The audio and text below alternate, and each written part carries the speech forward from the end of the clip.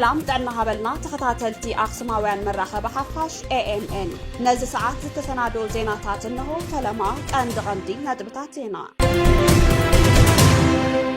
حوحات نجيزاوي منجست تجراي ما تنقطع هيبا دكتور دبرتيون أكل مفتحين تزخون نيرو نابز خلو تجمعتاي معتنا نيرنا كتبل ويزرو ألماز قبرت عدق تزاريبا قوبتات ندفع طرح كوعلو زحسب مراحي حيسكا زفتح تقام هزبيه لن إلو تقادا لا يتعدل منقستو سلطان جيزاوي منقست تقراي منقل حدحداو كيناتك يخون تساقيو عالم لخاوي معرفو نفرت كارتوم سودان دحر كل تشحن عسرت حموشتنا متمرت نفل معوان هقراوي بررا كمز تقبل مع كنات زينا أتهاجر تبتيبن نايزيو من كالو تنزرزر كسعبيو سناي مكتتال حوحات نجيزاوي منجست تجراي ما تنقطع هيبا حوحات جنرال تادسة ورد سلطان كركبي قبا كتب الأفليتا حوحات زتفلالي نايكوينات مدلاوات كتكبر دحرمتنا أبزقوان نابس قمت زسقاقرا وسانتات موراد جميرا لا بريزيدنت جيزاوي من محدار تجراي ليتنال جنرال تادسة ورد بسلاماون ديمقراطيا ونمنقدي رخكب كفت زمي قبا انت زي كوينو جن قبو سقمتي كمزو سدليو كبل حوحات وهابي قاليلات تتوعو ايتا ميكايل اسقدوم نبي بيسي تزاريبو كم حوحات زبالة ايتا ميكايل اسقدوم وعلى اسم المعسلام بريتوريا بمفراسو اتي جيزاوي من محدار تجراي ون فريسيو بمبال أبزوان أب تجراي حقاو سلطان زحازة سرعة يلن كبلو هزبي عددا ليابون وحلال كوينو مهلاو أرقاقيزو ما أخلاي كوميتي حوحات قدمي كلتا سومون جميرو يم حلال فومزلو وسانتات هزبي نايمن بار هلونو ناب حدا غازأتو مملاس قدمي كوينات زنبرا منقستنتن مفراس جيزاوي منقستن حزين أب تكبار تسقاقيرا كمزلا رقاقيزا ما أخلاي كوميتي حوحات عسرت حدا ميازيا كلتشحن عسرت شومون تنام تمرت أبزوت أو مقلتي قدمي شدشت عامت أب تجراي بزتخايد مرتا زتمرتا بيت مخر منقست تجراي ناب سراح كملس بموسانو زتفلالي بوليتيكينياتات قطتاو عواج كوينات مخانو زرقاقز خوينوم لو مدما بوقعي جيزاوي منقستي بوقعي كفرس عزيزا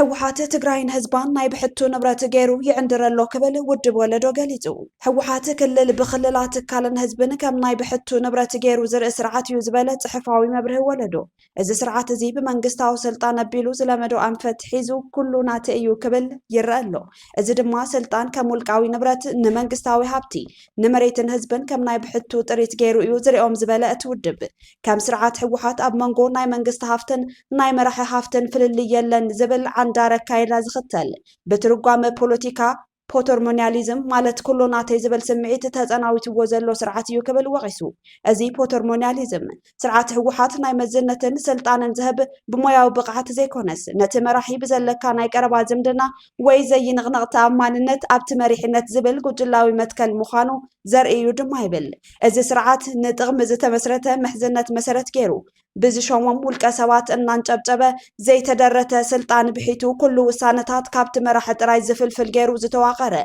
مس زمن زي يقعز بسراويت حلوات نبر نوحدات سبات زهفتم ببلشو سرارحا زتجمالغ سرعات مخانو انصباريقو سرعتاونت زي هانصه تكالات كابت مراحي وصاي هيوت زي بلوم غيرو نسو انتفرس زفرسو نهزب زي يغلغلو متكلات مرغص غيرو زقعز سرعات ناي عدن هزبن قدامنت مهاب زبل مريحنت منግስትነት زي يختل ملكاو كايد ايو كبل ودب ولدو تግራይ ገሊጹ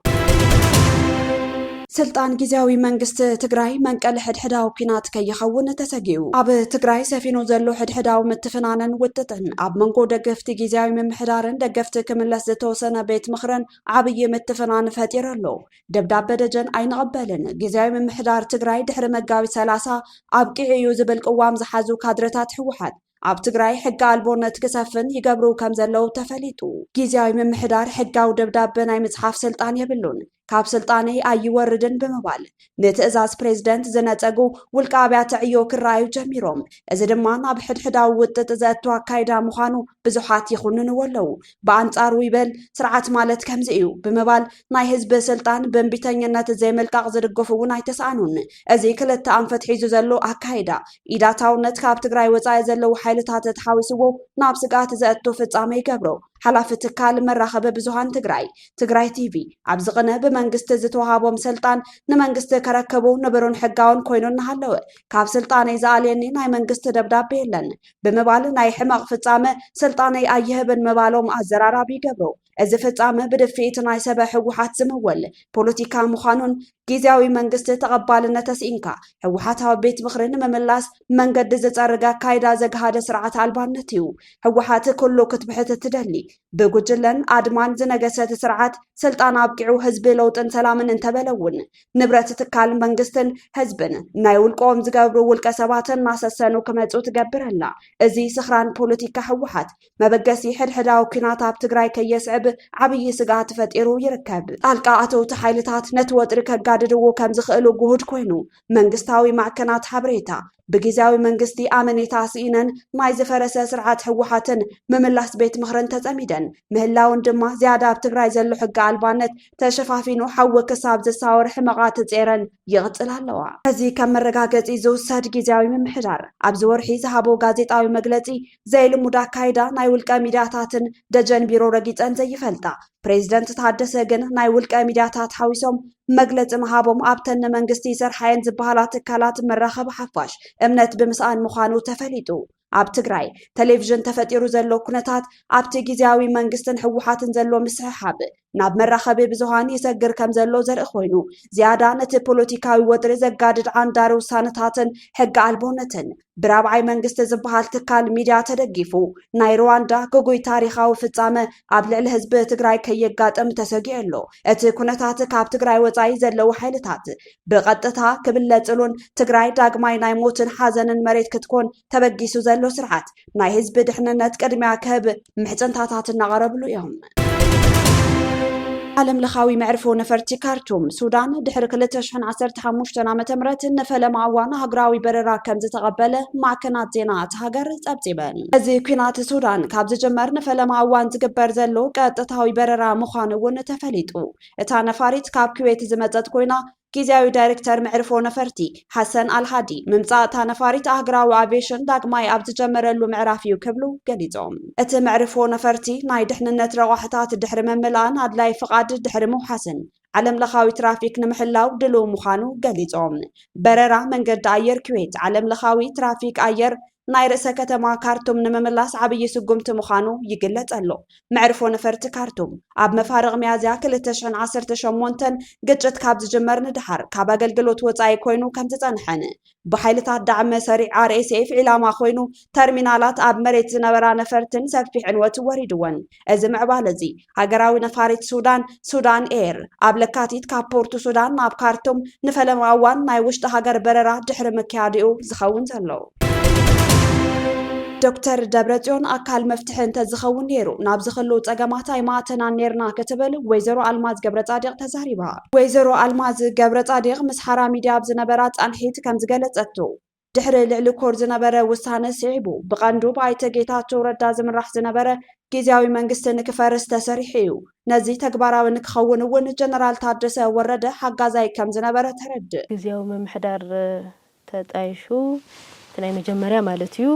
أو خلت مكتلات نيروم قدمي مكتل جنرال تادسيو خلاي مكتل جنرال صادقان ያው ተካቢን የለው በዚህ ንሰርሖ ስራሕ ኣሎ ኣብዚ ብፍላይ ድሕርታ ናይ ልዕሊ ኮር ዝወሰንዋ ውሳነ በቃት መንግስት ክፈርስ ግዚያው መምሕዳር ክፈርስ ድሌታት ከም ዘሎ ትርድኦ ማለት እዩ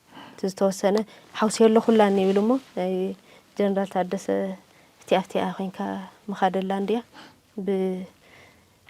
እንታይና ገምጊምና ማኡ ከለና ኩላና ርእቶ እውን ዝሃብናሉ ዝገምገምናዮ ሰለስቲኦም ሓደ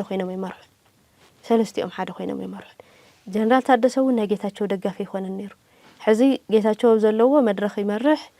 ሓደ ዘናይ መሬት ዘናይ ኢንቨስትመንት ዘናይ ገለን መርሐነ ኣለዋ ዝግበራ መምርሓት ኣለዋ መድረኽ እውን ታናይ ካቢኔ ጌታቸው ዘለዎ ብዙሕ ግዜ እውን ይመርሕ ነይሩ እዩ ብፍላይ ታናይ ድሕሪ ልዕሊ ኮር ዘላ ውሳነታት መንግስት ክፈርስ ሰራዊት መንዲ ዝመርሖ ነይሩ ሰራዊት እንዲ ቁልፍ ዝሰብር ነይሩ ኦፊስ እና ሰበረ ዘእቱ ነይሩ ኮነ ተባሂሉ ባምስ ምስቲኦም ኮይኑ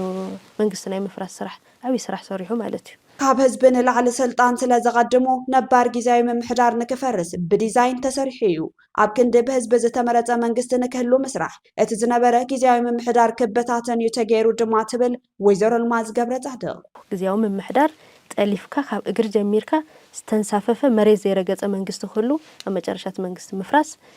ብዲዛይን ገይሮም ሰሪሖሞ ካብ ታሕቲ ጀሚሮም ቀስ ንቀስ ንላዕሊ ደይዎ መፍሪሶም እዮም ኣብዚ መርአዮም ህዝብ ዘይኮኑ ገይሮምስ ወንበር ስለ ዝገበሩ እዩ እምበር መንግስቲ ስርዓት ደተፈርስ ኢኻ ወላ ድኹም መንግስቲ ያለውን እኮ ይኸልካ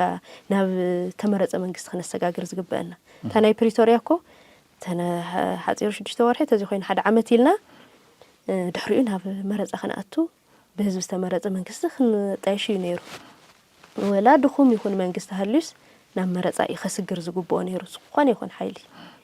ንሳ ተገዲፋ ናብ መፍራስ መንግስቲ ተኣትያ ስለዚህ ታናይ ጀነራል ታደሰውን እዚ ሓጋዛይ ኣይነበረ ብዝተወደበ መንገዲ እቲ ጊዜያዊ ምምሕዳር ሰራዊት ዘሎ ሰራዊት ሒዙ እቲ ሲቪል ሰርቫንት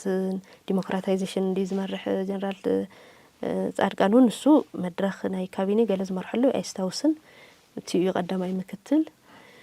በዚ ኮይነን ግን ሰለስቲኦም ሓደ ኮይኖም ኣይመርሑን ወይዘሮ አልማዝ ገብረጻድቅ እንትትቀጽል ጀነራል ታደሰ ወረደ ብሕወሓት ተመሪሑ እዩ ዝኸይድ ብፍላይን ህዝቢ ትግራይ ዘይጠቅም ኣብ ክልተ ተኸፊሉ ይርከብ ልዕሊ ምንም ድማ ንስልጣን ዘለዎ ህረፍ እዩ እዚ ክልተ ነገር እንዲያ በታ ሓደ ገጽ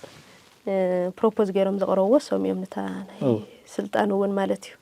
በረፍት ዕድመ ንሱ ደሞ ሓደ መንእሰይ ይምርሐዮ እንገለን ኮ ኢኻ ትብል እምበር ስልጣን ይተቀበልን ዜሮ ግን እሶም ብዘቀረብዎ ፕሮፖዛል ያው ቅቡልነቱ እውን ረኺቡ ቅቡልነት ክረክብ ከሎ ግን ናይ ማእከላይ መንግስቲ ዝመስለኒ ኣብቲ ናይ ሚሊተሪ እውን ዝነበረ እዩ ተጽዕኖ እውን ፈጢሩ ቶም ዝዕውሉሉ ዝጭቁኑ ዝዕፍጥጡ አካላት እውን ከኣልዮም ይኽእል እዩ ተን ነጥብታት ተዋሂበን ንሳተን እውን ክምልሰን ክሰርሐን ይኽእል እዩ ናብ ሰላሙን ከምጽ ይኽእል ካብ ኩናት ወጻኢ ዝብል ተዋሂቡ ወለሶም ስለ ዘቀረብዎ ዘይኮነስ ማእከላይ መንግስቲ እውን ስለ ዝኣመነሉ ናብ ስርዓት ይሉ ኣብዚ ኣምሳኣተወ ኣነ ዝመስለኒ ኣብ ክልተ ምርጋጽ ኣለዎ ምንም ዘይጠቅም ህዝብ ትግራይ ሓሳብ ዝተዋሃበካ በት ናይ ማእከላይ መንግስቲ ኣሎ ንሰን ኣሳይመንት ክትፍጽም ወይ ድማ ኣሳይመንት ለካስ ህዝብ ትግራይ ክጠቅም ብዝኽእለሉ መንገዲ ተሓስካዮ ልኡኽ ዝተዋሃባኻ ትፍጽመን ዝግበአካ መደባት ፍጽም ዝጅመራ ይመስለካ እሞ ከይዱ ግን ናብ መን ዕምጸጽ በት ናይ ትግራይ ዝኒ ሓይሊ ስለዚህ ታንቲ ታስልጣን እንደምንም ይሉታ ግዚኡ በሰላማዊ መንገዲ ኹዳ አይደልዩ ሰላማዊ መንገዲ ናብ ኩናት ከይኣተና በዝኾነ ሚንስ ታግዚኡ ኹድ ድሌታት ኣሎ ነፍቲን ግልብጥብጥ እናልካ ክልተ ነገር እናረገጽካ ማለት እዩ በተኻልእ ድማ ኣነ ሕዝውን ካብቲ መኸተ ጀሚሩ ببزح نجار متأثر له حيلي كل توزل بوليتيكا وحيلي هون تفتسراوي ولا حيلي هون زين تخائل كحلفها مدلاه تخائل كخيت جوانزك كتحلفن مدلاه زين كلتين زحزو أي مثلا تسلطانوني دلي بتعمي تسلطان زدلي قص إلى دمتا بحدث أساسير كا تفلت أيوت ونكوز خانة مشتر أيوت بحدو خين كاز خيا دالوا زين جت تتجاج خانة نوعلها مشترات والنوات أي زخير زين ونسكفوا أين اللي يحسب تزعبيت نجارك نفس التنزل تدليتي ኣብ መወዳእታ ናይ ትግራይ ቁልፊ ጸገማት ዝኾኑ ኣብ ቤት ጽሕፈት ህወሓት ዘለው ሰባት እዮም ብምባል ወይዘሮ ልማዝ ገብረጻድቅ ክልተ መፍትሕታት ድማ ተቐምጥ እንተተኻኢሉ ናብ መንገዲ ሰላም እንተዝመጹ እንተዘይኮይኑ ክእለዩ ምግባር እዩ ይብላ ቅድሞ ነስራሕ ፈጻሚት ኢልናዮም ሕዝውን ነስራሕ ፈጻሚት ዘለው አካላት ካብ ባዕሉ ካብ ደብረጽዮን እንዲያ ትጅምር ደብረጽዮን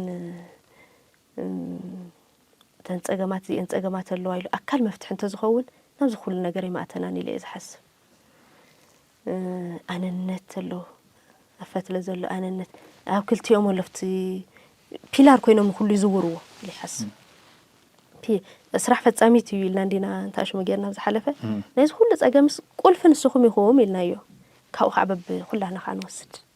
ተናት ሸረፈ ተዋና ዝዝውሩዋ ግን ንሶም እዮም ካፍት ሰራዊት እውን አለው ሰራዊትን ፖለቲካ ዘለው ሕዚ ፖለቲካስ ነፃ ይኸውን ዝግቦ ሓቀይ ሰራዊት እውን ናይቲ መንግስቲ ኣብ ትሕቲ መንግስቲ ይኸውን ዝግቦ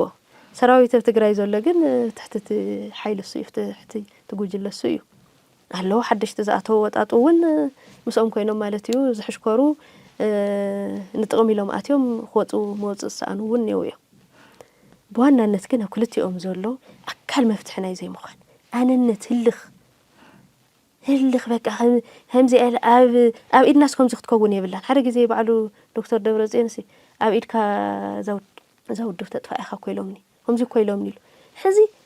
ጌጋ ይፍጽሙ ርእሲ ጌጋ ኣብ ርእሲ ጌጋ ናተኣከባ ክንወፀ ናብ ዘይንኽእል ነቲ ዝፈጸምዎ ጌጋስ ንዕኡ መዕረምዶ ብጌጋ መንገዲ ይኸዱ እንደገና ናብ ዝባሰ ዓዘቕቲ እዩ ዝእቶ ስለዚ ቶም ዋና ዘሽከርክርዋ ዘሎ ኣብቲ ሕወሓት ቤት ጽሕፈት ዘለዉ እዮም ኣካል መፍትሒ ኮኑ ዝኽእሉ እውን ዞም ኣካላት እዚኦም እዮም ኢለ ዝኣምን ዞም ኣካላት እዚኦም ወይ ናብ ሰላማዊ መንገዲ መጽኦም ብሰላማዊ መንገዲ ክፍታሕ ህዝቢ ትግራይ እውን ይቅርታ ኢሎም ናብዚ ደረጃ ዝበፅሕናካ ዘለና ንሕና ኢና ኢሎም ናብ ብይቅርታን ብምርድዳእን ናብ ሓድነት ዝኸደሉ መንገዲ ናብዚኣ ቁሩባት ክኾኑ ብምግባር ወይ ድማ ነዞም ኣካላት እዚኦም ብምእላይ ካብ ክልቲአን ሓዲአን እየን መፍትሒ እውን ጎቦታት ንድፋዕ ጥራሕ ክውዕሉ ዝሓስብ መራሒ ሒዝካ ዝፍታሕ ፀገም ህዝቢ የለን ኢሉ ተጋዳላይ ታደለ መንግስቱ ተጋዳላይ ታደለ ነዚ ዝበለ ምስ ቲቢኤስ ኣብ ዝገበረው ፃንሒት ብሰንኪ ፖለቲከኛታት ዓድና ንሓድግ ኣለና ክብል ተሰሚዑ መንእሰይ ወለዶ ትግራይ ለዋጣይ ሓሳብን ዝሐሸ መሪሕነትን ከምፅኡ ዝኽእሉ ዋላ እኳ እንተሃለው ኣብ ትግራይ ዘሎ መሪሕነት ግዜ ዝሓለፎን ጎቦታት ትግራይ ኣብ ክንዲ ንልምዓት ንመትከል መዳፍዕ ዝምነ መሪሕነት ግን ዓድን መንግስትን ፀሊኻ ካብ ገዛኻ ዓድኻ ወፂኻ ስደት መማረፂኻ ክትገብር ይደፍአካሎ ድሕሪ ምባል እንትቕፅል ስለዚ ትጽምዶ መሰረታዊ ዓንዱ እንታይ ሓሽኪርካ ብሪሞት ናይ ታዕብ ሻዕብያ ኮንካ ፕሪሞት ናይ ብልጽግና ትግራይ ከም ማሕደር ስለዘይ ፈቀደለይ ሪሞት ናይ ብልጽግና ናይ ሻዕብያ ቅበል ያ ካሊ ይብሉን ኩሉስ ሕሽክርናይ ካብዚ ከመይ ንወፅእ ኢለ ክሓስብ የዘላን ትግራይስ ከመይ ኢና ባዕልና ነመሓድራ ትግራይ ክመርሕ ይኽእል ያነ ትግራይ ዘይመርሐሉ ምክንያት ስለ ማዓት መንእሰይ ትግራይ ክመርሕ ዝኽእል ካብ ናይ ባዕለይ ኣስኳል ፖለቲካ ኣክሱማውያን ተበጊሰ ማለት እዩ ካብ ስርዓትና ተበጊሰ ማለት እዩ ካብ ናይ ተጋሩ ሕመረት ተበጊሰ ግድና ኣይኮነን ብልጽግና ክፈቅደለይ ሻዕብያ ክፈቅደለይ ብልጽግና ካብ ዘይፈቀደልናስ ንኤርትራ ንኺዱ ከያ ተባሂላ ካሊ ይብላን ማዘይ ማለት ኩሉ ሰብ ብናተይ ርዲት ክፈልጦ ዘለዎ